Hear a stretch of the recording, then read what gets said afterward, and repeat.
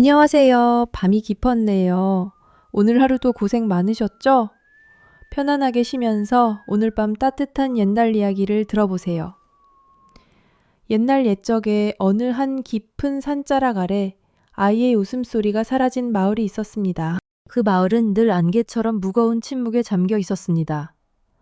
바람이 지붕의 집단을 스치는 소리, 멀리서 들려오는 개 짖는 소리, 새벽녘에 닭 우는 소리만이 살아있음을 알리는 유일한 증표였지요. 한때는 아이들의 웃음소리가 골목마다 넘쳐났다고 했지만 이제 그 소리는 아득한 전설처럼 여겨질 뿐이었습니다. 마을 가장자리에 다른 집들과 조금 떨어져 홀로 서 있는 작은 초가집 한 채가 있었습니다. 그곳에 설화라는 아이가 살고 있었습니다. 눈처럼 하얀 피부와 칠흑 같은 머리카락을 가진 아이. 하지만 마을 사람들은 그 아이를 겨울을 품은 아이라 부르며 쉬쉬했습니다. 설아가 태어나던 날 10년 만에 가장 지독한 눈보라가 마을을 덮쳤고 그날 이후로 마을의 아이들에게서 웃음이 사라졌다고 믿었기 때문입니다. 그것은 누구도 입 밖에 내어 말하지 않았지만 모두의 마음속에 차가운 낙인처럼 찍혀버린 진실이었습니다. 오늘 밤도 설아는 희미하게 타들어가는 등잔불 밑에 홀로 앉아 있었습니다. 작은 손으로 닳고 닳아 얇아진 저고리에 해진 소매뿌리를 꿰매고 있었지요. 바늘이 낡은 옷감을 지날 때마다 나는 사각하는 소리가 방 안의 유일한 소리였습니다. 창호지 틈으로 스며드는 겨울바람이 촛불을 흔들 때마다 벽에 어른거리는 설화의 그림자는 실제보다 훨씬 더 외로워 보였습니다. 옆집에서 들려오는 배틀 소리가 달그락쿵 하고 규칙적으로 밤의 정적을 깨뜨렸습니다. 그것은 누군가의 삶이 계속되고 있다는 증거였지만 설화에게는 그저 아득하게 먼 세상의 소리일 뿐이었습니다. 그녀의 세상은 이 작은 방, 깜빡이는 등잔불, 그리고 제 무릎 위에서 점점 형태를 갖추어가는 낡은 옷이 전부였습니다. 설화는 눈물을 흘리지 않았습니다. 너무 어릴 때부터 슬픔은 공기처럼 당연한 것이 되어버려서 우는 법조차 잊어버린 듯 했습니다. 그저 묵묵히 바느질을 계속할 뿐이었습니다. 손끝이 시려올 때면 잠시 입김을 불어 손을 녹이고는 다시 바늘을 잡았습니다. 그 모습이 마치 추운 겨울을 홀로 견뎌내야 하는 작은 들꽃 같아 보였습니다. 며칠 뒤 마을에 장이 서는 날이었습니다. 굳게 닫혔던 마을에 아주 잠시나마 활기라는 것이 돌았습니다. 설아는 이른 아침부터 뒷산에서 직접 기르고 캐낸 약초를 작은 광주리에 정성껏 담았습니다. 그녀의 손길이 닿은 약초들은 유난히 생기가 넘치고 향이 짙었습니다. 이것들을 팔아 쌀 몇 줌이라도 구해야 했습니다. 설아는 고개를 푹 숙인 채 장터로 들어섰습니다. 사람들의 웅성거림, 물건값을 흥정하는 소리가 사방에서 들려왔지만 그 모든 소음은 설아가 나타나자 마치 보이지 않는 벽에 부딪힌 듯 그녀를 비껴갔습니다. 사람들은 설아를 발견하는 순간 약속이라도 한 듯 입을 다물고 슬금슬금 자리를 피했습니다. 아이의 손을 잡고 있던 안악은 황급히 아이의 눈을 가리고는 반대편으로 몸을 돌렸고 젊은이들은 노골적인 멸시가 담긴 눈초리로 힐끔거리다 침을 뱉었습니다.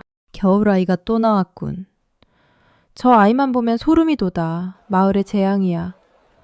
바람을 타고 들려오는 수군거림은 날카로운 얼음 파편처럼 설화의 가슴에 박혔습니다. 설화는 그저 광주리를 든 손에 힘을 꽉 줄 뿐이었습니다. 괜찮다고, 익숙한 일이라고 스스로를 다독였습니다. 약초를 받아줄 약재상 앞에 자리를 잡고 조용히 앉았습니다. 그때였습니다. 마을의 가장 큰 어른인 촌장이 근엄한 표정으로 장터를 둘러보며 걸어오고 있었습니다. 그의 걸음걸이에는 마을의 질서와 권위가 그대로 실려 있었지요. 사람들은 모두 허리를 굽혀 그에게 인사를 건넸습니다. 촌장의 시선이 장터 한 구석에 웅크리고 앉은 설화에게 닿았습니다. 그의 눈썹이 꿈틀하더니 차갑고 단호한 눈빛이 설화를 꿰뚫었습니다. 그는 아무 말도 하지 않았습니다. 그저 설화를 향해 마른 기침을 한 곳, 두어 번 내뱉었을 뿐입니다. 그것이 신호였습니다. 그 작은 소리 하나에 주변의 분위기는 순식간에 얼어붙었습니다. 방금 전까지 설화의 약초에 관심을 보이려던 약재상 주인마저 허들짝 놀라며 고개를 돌려버렸습니다. 설화의 주변으로 아무도 다가오지 않는 텅 빈 공간이 생겨났습니다. 마치 보이지 않는 금이라도 그어진 것처럼 그녀는 완벽하게 고립되었습니다. 시끌벅적한 장터 한가운데 설아는 섬처럼 홀로 남겨졌습니다.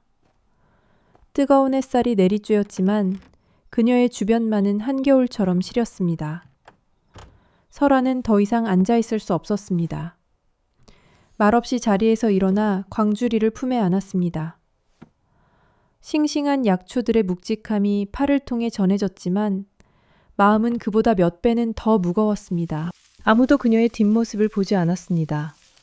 설아는 흙먼지 날리는 길을 따라 터덜터덜 집으로 향했습니다. 작은 어깨가 힘없이 축 처져 있었습니다. 광주리 안에서는 짙은 풀 내음이 풍겨왔지만 설아는 아무런 냄새도 맡을 수 없었습니다. 그저 발끝만 내려다보며 자신의 긴 그림자를 밟으며 걸을 뿐이었습니다. 집으로 돌아가는 그 길은 유난히 길고 또 외로웠습니다. 그렇게 몇 번의 계절이 속절없이 흘러갔습니다. 설아는 여전히 마을의 그림자처럼 조용히 살아갔습니다. 그런데 마을에 드리워져 있던 침묵의 장막을 더욱 짙고 차갑게 만드는 이상한 일이 벌어지기 시작했습니다. 아이들이 아프기 시작한 것입니다. 처음에는 그저 심한 감기려니 했습니다. 아이들은 기운 없이 축 늘어져 잠만 잤고 좋아하던 음식에도 입을 대지 않았습니다. 하지만 날이 갈수록 병세는 기이한 방향으로 흘러갔습니다. 아이들은 열이 나거나 기침을 하는 대신 점점 말을 잃어갔습니다. 제잘거리던 목소리가 사라지고 해맑게 터져 나오던 웃음소리가 멎었습니다. 마치 누군가 아이들의 영혼에서 기쁨이라는 감정만을 쏙 빼내가 버린 듯 했습니다. 아이들은 텅 빈 눈으로 허공을 응시할 뿐 그 어떤 것에도 반응하지 않았습니다. 마을은 공포에 휩싸였습니다. 사람들은 이 병에 침묵병이라는 이름을 붙였습니다. 이름 모를 역병보다 더 무서운 것은 아이들의 생기가 꺼져가는 것을 속수무책으로 지켜봐야만 하는 부모들의 고통이었습니다. 용하다는 의원을 불러와도 귀한 약재를 다려 먹여도 아무 소용이 없었습니다. 두려움이 극에 달하자 사람들은 이성 대신 미신에 기대기 시작했습니다. 마을 사람들은 굿을 버리기 위해 무당을 불렀습니다. 눈두덩을 시퍼렇게 칠한 무당은 작두 위에서 한참 동안 펄쩍펄쩍 뛰더니 이 모든 것이 오래전 눈보라 속에서 사라진 아이들의 한 때문이라고 소리쳤습니다. 그리고 그 원혼들을 다시 불러들여 마을에 재앙을 내린 존재가 있다고 날카로운 손가락으로 한 곳을 가리켰습니다. 저기 마을 끝에 사는 겨울아이. 그 아이의 차가운 기운이 원혼들을 달래기는커녕 더욱 노하게 만들었다. 저 아이가 마을에 있는 한 아이들의 웃음소리는 영원히 돌아오지 않을 것이다. 그 말은 기름을 부은 불길처럼 순식간에 번져나갔습니다. 사람들의 마음속 깊은 곳에 묻어두었던 설화에 대한 오랜 불신과 경멸이 한꺼번에 터져 나왔습니다. 모든 원망과 분노가 설화에게로 향했습니다. 저 아이를 내쫓아야 한다. 저 아이 때문에 내 자식이 죽어간다. 고함 소리가 마을을 뒤덮었습니다. 그날 밤, 10년 전 설아가 태어나던 그날처럼 끔찍한 눈보라가 몰아쳤습니다. 성난 마을 사람들은 횃불을 들고 설아의 작은 초가집으로 몰려갔습니다. 문을 부술듯 두드리는 소리와 저주 섞인 외침에 설아는 공포에 떨며 방구석에 웅크렸습니다. 이윽고 촌장이 앞으로 나섰습니다. 그는 마을의 질서를 대변하는 사람이었기에 사사로운 감정이 아닌 대유의를 위해 행동해야 했습니다. 설아야, 마을의 안녕을 위해 네가 떠나줘야겠다. 이것이 모두의 뜻이다. 촌장의 목소리는 눈보라처럼 차갑고 무정했습니다. 설아는 아무런 변명도 하지 못했습니다. 그저 얇은 저고리 하나만 걸친 채 집 밖으로 질질 끌려 나왔습니다. 살을 내는 듯한 바람이 옷 속으로 파고들었고 눈송이들은 날카로운 바늘이 되어 뺨을 때렸습니다. 그녀는 울부짖는 마을 사람들의 저주를 뒤로한 채 휘몰아치는 눈보라 속으로 어둠이 삼켜버린 산길로 내몰렸습니다. 한 걸음 한 걸음 내디딜 때마다 체온이 급격히 떨어졌습니다.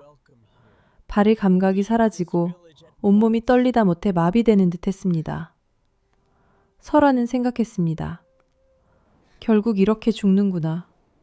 태어난 것 자체가 죄였으니 사라지는 것이 마땅한 것이겠지. 희미해져가는 의식 속에서 설아는 차가운 눈밭 위에 힘없이 쓰러졌습니다. 하얀 눈이 그녀의 몸 위로 소복이 쌓여가기 시작했습니다. 마치 세상이 그녀의 존재를 조용히 지워버리려는 듯이. 바로 그 절망의 순간이었습니다. 어둠 속에서 등불 하나가 희미하게 다가왔습니다. 누군가 눈보라를 헤치며 이 험한 산길을 오르고 있었습니다. 이윽고 한 노인이 설아 앞에 멈춰섰습니다. 그는 궁에서 일하던 어이였으나 복잡한 정치 싸움의 환멸을 느끼고 속세를 등진 채 산속에 응거하고 있는 허준생이라는 사람이었습니다. 그는 희귀한 약초인 설련이 이런 독한 눈보라 속에서만 핀다는 것을 알고 위험을 무릅쓰고 산에 오른 길이었습니다. 이 험한 날에 어쩌다 올린 것이. 허준생의 얼굴은 오랜 세월과 까다로움으로 깊은 주름이 패여 있었지만 쓰러진 설아를 보는 그의 눈빛에는 연민이 담겨 있었습니다. 그는 설아가 마을에서 말하는 재앙의 아이라는 것을 어렴풋이 알고 있었지만 그의 눈에는 그저 죽어가는 한 생명만 보일 뿐이었습니다. 그는 더 이상 아무 말 없이 설아를 들쳐 업었습니다. 깡마른 아이의 몸은 놀랄 만큼 가벼웠습니다. 허준생은 설아를 데리고 숲속 깊숙한 곳에 있는 자신의 오두막으로 향했습니다. 오두막은 작고 낡았지만 문을 열자 따뜻한 온기와 함께 온갖 약초가 뒤섞인 쌉쌀하면서도 향긋한 냄새가 확 풍겨왔습니다. 그는 설아를 아랫목에 조심스럽게 눕히고 젖은 옷을 벗긴 후 마른 담요로 몸을 감싸주었습니다. 그리고는 밤새도록 불을 지피고 뜨거운 약물을 조금씩 입에 흘려 넣어주었습니다. 설아가 다시 눈을 떴을 때 가장 먼저 그녀를 맞이한 것은 천장에 빼곡히 매달려 있는 약초 꾸러미들과 화롯불의 온기였습니다. 온몸이 옥신거렸지만 지독한 추위는 사라지고 없었습니다. 낯선 상황에 놀라 몸을 일으키려 하자 무뚝뚝한 목소리가 들려왔습니다. 누워있거라. 괜히 움직이다가 골병 들라. 호준생은 약탕기 앞에 앉아 부채질을 하며 퉁명스럽게 말했습니다. 그는 설아를 쳐다보지도 않았지만 그의 말투 속에는 걱정이 묻어 있었습니다. 제가 왜 여기에 길에 버려져 있기에 주워왔다. 굶주린 늑대밥이 되기 딱 좋은 꼴이었지. 내 귀한 약초를 찾을 시간을 웬 계집애 때문에 허비했군. 그는 계속 투덜거렸지만 손으로는 따뜻한 죽이 담긴 그릇을 설아에게 내밀었습니다. 설아는 평생 처음으로 낯선 이의 온정을 받았습니다. 비록 그 표현 방식이 거칠고 서툴렀지만 그릇을 통해 전해지는 온기는 너무나도 따뜻했습니다. 설아는 말없이 죽을 받아 먹었습니다. 뜨거운 죽이 목을 타고 내려가자 꽁꽁 얼어붙었던 마음 한구석이 아주 조금 녹아내리는 것 같았습니다. 그렇게 사회로부터 버림받은 두 외로운 영혼, 미신 때문에 쫓겨난 소녀와 환멸 때문에 스스로를 고립시킨 노인의 기묘한 동거가 시작되었습니다. 오두막 밖에서는 여전히 매서운 눈보라가 세상을 집어삼킬 듯 울부짖고 있었습니다. 눈보라가 그치고 거짓말처럼 맑은 하늘이 드러났습니다. 하지만 허준생의 오두막 안에는 여전히 차가운 겨울이 머물러 있었습니다. 마을 아이들을 괴롭히는 침묵병에 대한 걱정 때문이었지요.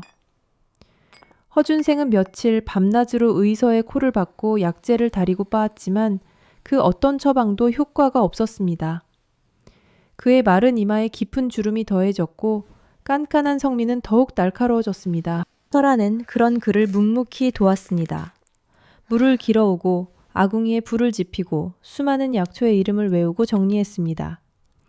허준생은 퉁명스럽게 가르쳤지만 설아의 총명함과 차분함에 내심 놀라곤 했습니다.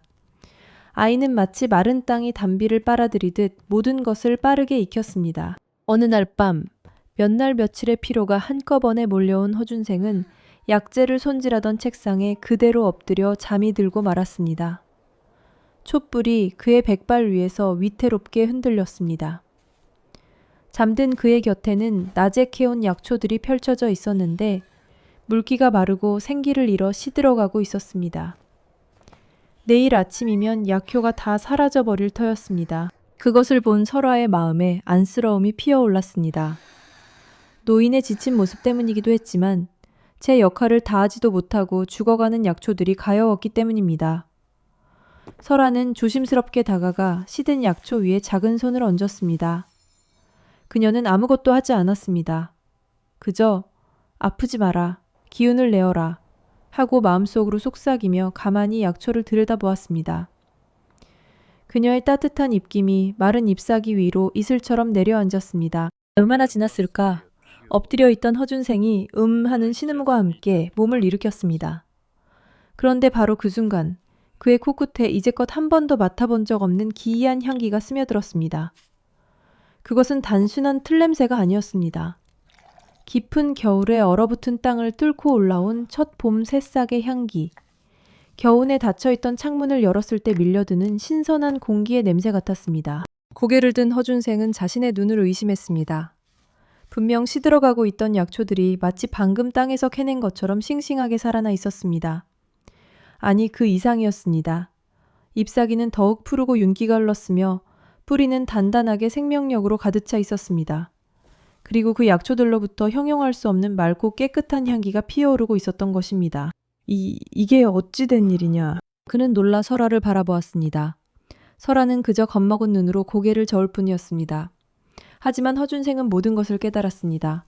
마을 사람들이 재앙의 기운이라고 불렀던 것, 설아가 품고 있던 그 차가운 겨울의 정체는 사실 죽음을 부르는 냉기가 아니라 가장 깊은 절망 속에서 생명을 틔워내는 대지의 힘이라는 것을. 이리 와보거라. 허준생은 설아를 불렀습니다. 그는 새로운 약재들을 조합하며 설아에게 말했습니다. 이 뿌리를 쥐고 있거라. 이 잎사귀에 숨을 불어넣어 보아라. 과학과 논리만을 믿었던 늙은 의원은 이제 눈앞의 신비를 겸허히 받아들였습니다. 설아의 따뜻한 손길과 순수한 마음이 닿은 약재들은 이전과는 비교할 수 없는 놀라운 약효를 품게 되었습니다. 그렇게 두 사람은 밤을 새워 새로운 약을 만들었습니다. 다음 날 아침, 설아는 허준생에게 말했습니다. 할아버지, 제가 마을에 가야겠습니다. 허준생은 깜짝 놀라 그녀를 말렸습니다. 무슨 소리냐? 그들이 널 어떻게 대했는지 잊었느냐? 설아는 조용하지만 단호한 눈빛으로 그를 바라보았습니다. 알아요. 하지만 그 아이들도 그때의 저처럼 춥고 무서울 거예요. 자신을 죽음으로 내몰았던 사람들을 향한 원망보다 아픈 아이들을 향한 연민이 더 컸던 것입니다. 허준생은 더 이상 설아를 말릴 수 없었습니다. 아이의 작은 몸 안에 자신보다 훨씬 더 큰 의지가 담겨 있음을 알았기 때문입니다. 두 사람은 새로 만든 약을 가지고 마을로 향했습니다. 설아가 마을에 다시 나타나자 사람들은 경악하며 그녀를 피하고 돌을 던지려 했습니다. 하지만 백발이 성성한 허준생이 그녀의 곁을 지키고 서 있자 누구도 감히 나서지 못했습니다. 두 사람은 곧장 촌장의 집으로 향했습니다. 촌장의 손자가 가장 병세가 미중했기 때문입니다. 네가 감히 여기를 어디라고 발을 들여? 촌장은 문 앞에서 버티고 서서 불호령을 내렸습니다. 그의 눈에는 여전히 설아를 향한 증오와 불신이 가득했습니다. 그 순간 늘 고개를 숙이고 다니던 설아가 처음으로 촌장의 눈을 똑바로 마주보았습니다. 아이를 살릴 약입니다. 제발 한 번만 기회를 주십시오. 그 목소리는 떨리지 않았습니다. 그 안에는 간절함과 함께 흔들리지 않는 확신이 담겨 있었습니다. 촌장은 코웃음을 쳤지만 방 안에서 아이의 할머니이자 촌장의 아내가 뛰쳐나왔습니다. 그녀는 눈물로 범벅이 된 얼굴로 설아의 앞에 무릎을 꿇었습니다. 제발 내 손주 좀 살려주시오. 무엇이든 하겠소. 어머니의 절박함은 마을의 규율과 체면보다 강했습니다. 결국 촌장은 마지못해 길을 비켜주었습니다. 허준생이 약을 다리는 동안 설아는 텅 빈 눈으로 누워있는 아이의 곁에 조용히 앉아 작은 손을 잡아주었습니다. 이상하게도 설아가 손을 잡자 미동도 없던 아이의 눈꺼풀이 미세하게 파르르 떨렸습니다. 이윽고 아이에게 약을 먹였습니다. 모두가 숨을 죽이고 지켜보았습니다. 한참의 시간이 흐른 뒤 아이의 입술이 천천히 벌어졌습니다. 그리고 까르르. 모두의 귀를 의심하게 하는 소리. 그것은 아주 작고 희미했지만 분명한 아이의 웃음소리였습니다. 몇 달 만에 마을에서 처음으로 울려 퍼진 그 소리는 꽁꽁 얼어붙었던 모든 이들의 마음을 녹여버리는 봄의 소리였습니다. 그 소식은 밤새 비밀스럽게 퍼져나갔습니다. 다음날 새벽부터 마을 사람들은 촌장의 눈을 피해 하나둘씩 허준생의 오두막으로 향했습니다. 두려움과 미안함이 뒤섞인 얼굴로 그들은 자신들이 내쫓았던 소녀에게 자식의 목숨을 구걸해야 했습니다. 설화는 아무 말 없이 그들을 맞이했습니다. 그녀와 허준생은 밤낮으로 약을 만들었고 설화의 따뜻한 손길은 병든 아이들뿐만 아니라 죄책감에 시달리던 두모들의 마음까지 어루만져 주었습니다. 한때는 저주와 추방의 장소였던 숲속 오두막은 이제 마을의 유일한 희망이 피어나는 성소가 되었습니다. 마을의 아이들이 하나둘씩 웃음을 되찾아갔지만 허준생의 마음 한구석에는 틀리지 않는 의문이 남아 있었습니다. 그는 평생을 의학에 몸바친 사람이었습니다. 병에는 반드시 원인이 있기 마련인데 이 기이한 침묵병은 그 어떤 의서에서도 찾아볼 수 없었습니다. 설화의 신비한 능력으로 아이들이 나아진 것은 사실이었지만 그것만으로는 설명이 되지 않았습니다. 어째서 이 마을의 아이들만, 그리고 왜 지금인가? 그는 며칠 동안 곰곰이 생각에 잠겼습니다. 그러다 한 가지 공통점을 발견했습니다. 병에 걸린 아이들은 모두 마을을 가로지르는 개울의 중하류 쪽에 살고 있다는 사실이었습니다. 혹시 물에 문제가 있는 것은 아닐까? 다음 날 새벽, 허준생은 홀로 지팡이를 짚고 개울을 거슬러 올라가기 시작했습니다. 길은 험하고 미끄러웠지만 진실을 찾고자 하는 늙은 의원의 의지를 꺾지는 못했습니다. 한나절을 꼬박 걸어 마침내 개울의 최상류, 누구의 발길도 거의 닿지 않는 깊은 골짜기에 다다랐습니다. 그곳은 물이 시작되는 작은 샘이었습니다. 그리고 바로 그 샘 주위의 바위들에 그는 섬뜩할 정도로 짙은 녹색의 이끼가 잔뜩 끼어 있는 것을 발견했습니다. 보통의 이끼가 아니었습니다. 축축하고 음산한 기운을 내뿜는 그 이끼는 그가 아주 오래전 낡은 의서 기퉁이에서 읽었던 동면초와 똑같이 생겼습니다. 동면초는 유난히 길고 혹독한 겨울에만 다위 틈에서 자라나는 독초였습니다. 그 독은 사람을 죽이지는 않지만 몸에 서서히 쌓이면 기력을 앗아가고 감정을 마비시켜 마치 겨울잠에 빠진 곰처럼 무기력하게 만든다고 기록되어 있었습니다. 설화가 태어나던 해의 지독한 겨울, 그리고 올해 다시 찾아온 혹한. 모든 조각이 맞춰졌습니다.